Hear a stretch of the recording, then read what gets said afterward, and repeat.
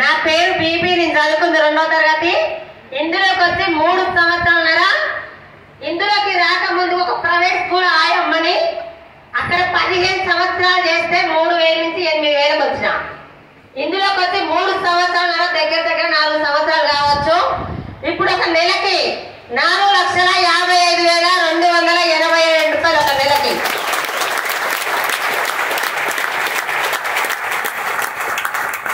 ఇప్పుడు నేను ఎన్ని నిమిషాలు చెప్పినా చెప్పు, చెప్పాలి.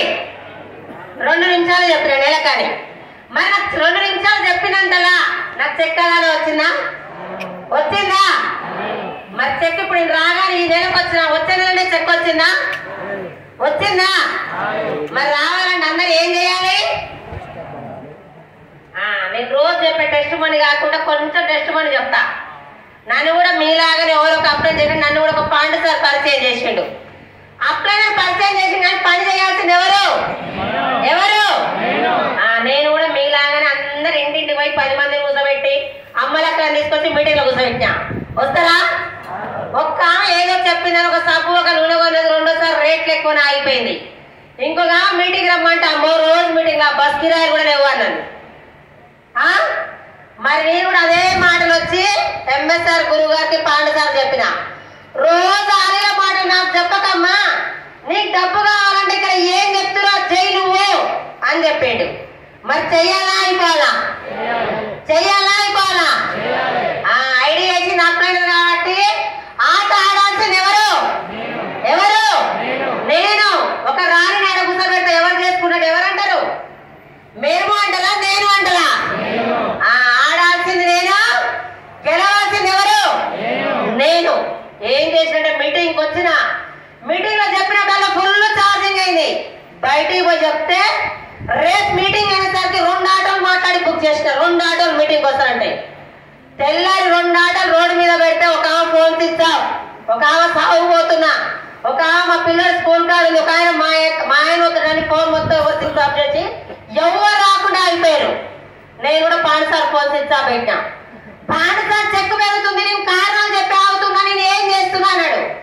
సార్ 24 గంటలు నీకు ఫోన్ చేస్తే నువ్వు నెగిటివ్ గా మాట్లాడుతున్నావు మేడం, నీకు కావాలంటే నువ్వు మీటింగ్ రా అన్నాడు.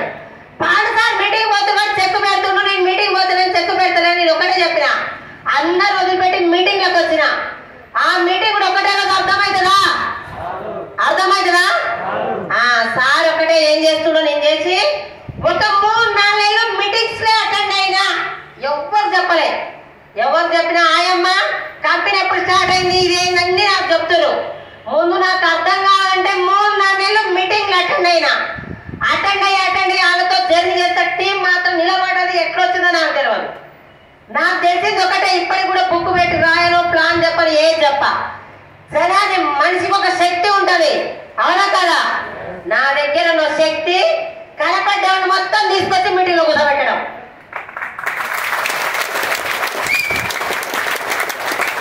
నా దగ్గర అదే శక్తి ఉంది. జనాన్ని తీసుకొచ్చి మీటింగ్ లో కూర్చోబెట్టి ఇప్పుడున్న పెద్ద పెద్ద లీడర్లు వాళ్ళు ఏం చేస్తే చేసిన. గుంటూరు మీటింగ్ అని పోస్టర్ పడ్డది, నేను రావాలా సార్? అంత దూరం అని అనలే. ఎప్పుడు ఎక్కడ పాండు సార్ ఎక్కడ మీటింగ్ చెప్తే అక్కడ వెళ్ళి ఈ రోజు అంత చెక్ తీసుకుంటా. ఆ చెక్ తీసుకుని కూడా 6 నెలలు రూపాయలు రాకుండా పని చేసిన. ఎన్ని నెలలు? మనం 10 మంది చెప్తాం, ఎవరు అక్కడ ఆగిపోతాం, అవునా కదా? 3 జనరేషన్ గా నా ఫ్యామిలీ మంచిగా ఉండాలన్నా, ముందు నువ్వు గెలవాలన్నా, ముందు పక్కన రావాలన్నా ముందు మనం గెలవాలి, అవునా కదా? ఇప్పుడు ఏ ఊర్లో లేరు. అప్పుడప్పుడు చాలా మంది సార్లు అంటారు, మా ఊర్లోనే 5 లక్షల పైగా తీసుకునేటోళ్ళు 5 లీడర్ల పుత్తున్నప్పుడు. మీ ఊర్లో ఎవరైనా ఉన్నారా?